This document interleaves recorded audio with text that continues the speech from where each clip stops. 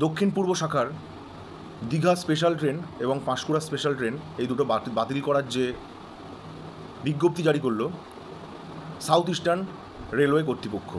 হ্যাঁ, এর পেছনে কারণ কী কারণ থাকতে পারে, কেন করেছে, সেগুলো নয় পরে জানা যাবে। কিন্তু আগামী 26শে এপ্রিল থেকে 4ঠা মে পর্যন্ত যে সাউথ ইস্টার্নের দীঘার যাওয়ার যে ট্রেনগুলি আছে সেগুলো বাতিল করা হয়েছে, এগুলো কিন্তু বিজ্ঞপ্তি দিয়ে ইতিমধ্যে জানিয়ে দেওয়া হয়েছে দক্ষিণ পূর্ব রেলওয়ের তরফ থেকে।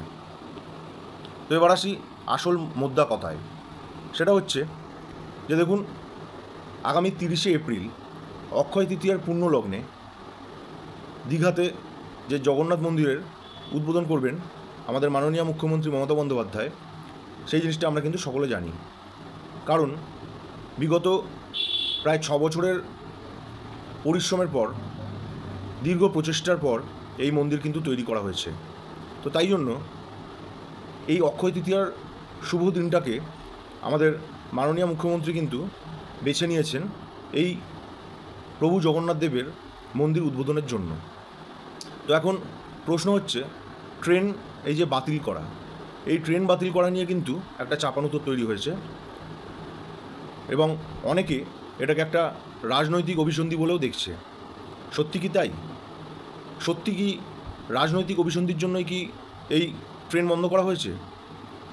ট্রেনটা বন্ধ করার যে বিজ্ঞপ্তি জারি করা হয়েছে, তাই সেই বিজ্ঞপ্তিতে কারণ হিসেবে দেখানো হয়েছে যে পর্যাপ্ত বগি সেখানে নেই এবং কিছু মেকানিক্যাল সমস্যা সেখানে সেদিনকে, মানে সেই সময়টার মধ্যে যে পিরিয়ডটা দেওয়া হয়েছে, টাইমটা দেওয়া হয়েছে 26শে এপ্রিল থেকে 4ঠা মে পর্যন্ত, তার মধ্যে সেগুলো সারানো হবে এবং সেগুলো ঠিক করা হবে।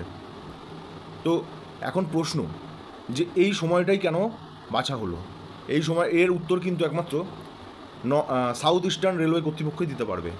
কিন্তু যেটা করা হলো সেটা কিন্তু অত্যন্ত খারাপ জিনিস করা হলো। কারণ একটা তীর্থক্ষেত্রে যখন মানুষ যাবে, লাখো লাখো পুণ্যার্থী যাবে, লাখো লাখো সনাতনীরা সেদিনকে যাওয়ার জন্য উদ্গ্রীব হয়ে বসে আছে, কিন্তু রেল কর্তৃপক্ষের উচিত ছিল স্পেশাল ট্রেন বাড়ানো এবং আরও বেশি করে ট্রেন সেখানে বাড়িয়ে দেওয়া, সেই 2-1 দিনের জন্য, তার আগের 2-1 দিনের জন্য বাড়িয়ে দেওয়া উচিত ছিল। কিন্তু সেটা না করে তারা সম্পূর্ণ সেই দিন দীঘা যাওয়ার পাঁশকুড়া স্পেশাল এবং দীঘা স্পেশালের যে ট্রেন, সেই লাইনের ট্রেনগুলো কিন্তু বন্ধ করে দিয়েছে।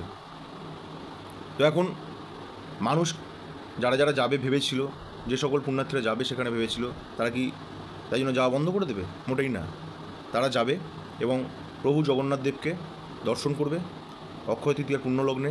সেখানে গিয়ে তারা কিন্তু সেখানে চাক্ষুষ দর্শন করে আসবে এবং জয় জগন্নাথ বলে কিন্তু ফিরবে।